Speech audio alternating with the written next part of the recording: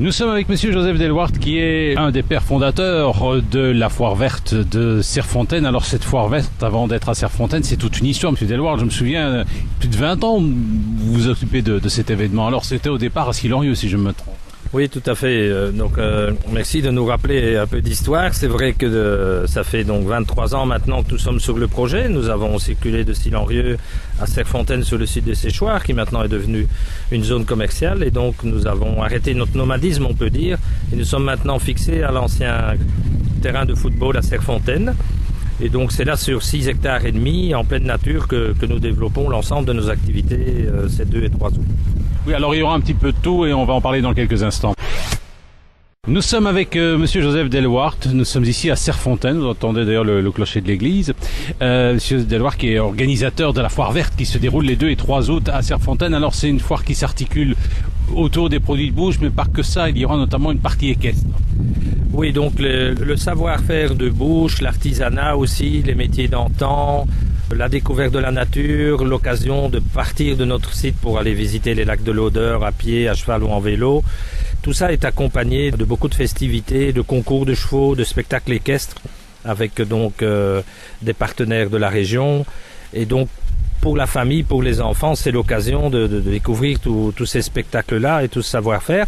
Mais aussi, tout ça se fait dans une ambiance assez cosy, musicale. Donc on n'est pas dans un festival en tant que tel, mais toutes ces découvertes, et ça c'est quelque chose auquel on tient, il y a toujours de la musique présente, de la découverte, des bals et autres concerts, jazz, de la musique québécoise, country, etc. Donc c'est toute cette ambiance qu'on veut vous faire profiter pendant le premier week-end d'août. Les 2 et 3 août se déroule à Serfontaine. La foire verte, c'est une institution dans la région. Alors c'est l'occasion aussi de mettre en valeur des artisans locaux. Vous en avez beaucoup sur Serfontaine? Oui, sur Serfontaine, on a notamment une superbe exclusivité, c'est ce qu'on appelle les charrons. Donc c'est le métier donc de la fabrication des roues en bois, donc tel que ça se passait. Il en reste 2 en Belgique et nous avons la chance sur la commune de Serfontaine d'avoir Monsieur Scola et toute son équipe. Et donc ils vont venir, c'est assez impressionnant, avec leur forge et donc fabriquer à plusieurs moments de la fête des roues en bois. Donc on vous invite vraiment à venir voir ça. C'est assez impressionnant de voir ce savoir-faire qui sera aussi dans ce qu'on appelle le village des artisans, où là on voit travailler sur place des gens qui gravent le verre, mais travaillent du cuir, ainsi que la moisson à l'ancienne. Donc des vieux tracteurs, etc. Donc toute cette ambiance de l'artisanat de nos villages, vous pourrez le découvrir pendant donc la foire. Les 2 et 3 août, c'est la foire verte à Serfontaine. C'est un beau moment de détente, une belle idée de vacances. Alors au niveau des produits de bouche, vous avez des petites bières locales sympathiques?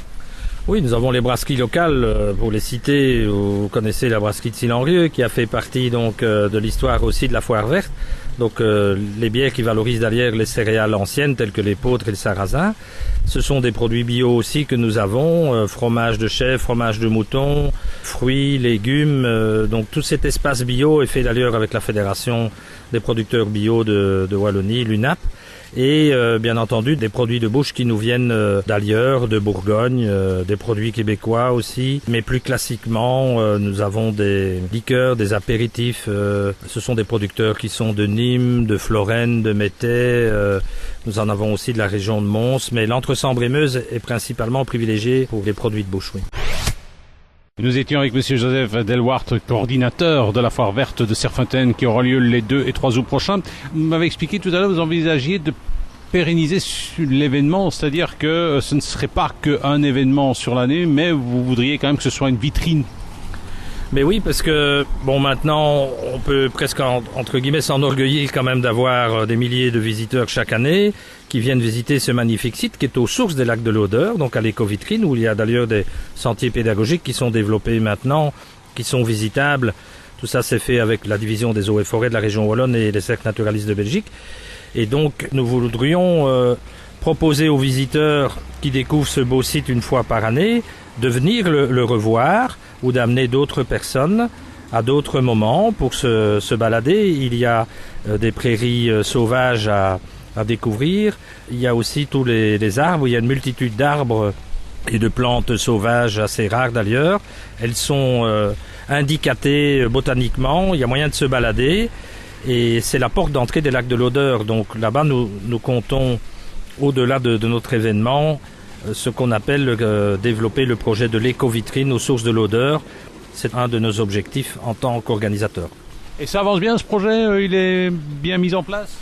Dans notre tête, il est mis en place. Maintenant, c'est la recherche, bien entendu, des autorisations pour transformer les bâtiments. Donc l'obtention des moyens, autant privés que publics. Et on espère pouvoir aboutir dans les 2 ans, notamment avec les partenaires locaux, dont le musée de Serfontaine, l'Office du tourisme et les cercles naturalistes de Belgique et les lacs de l'Odeur.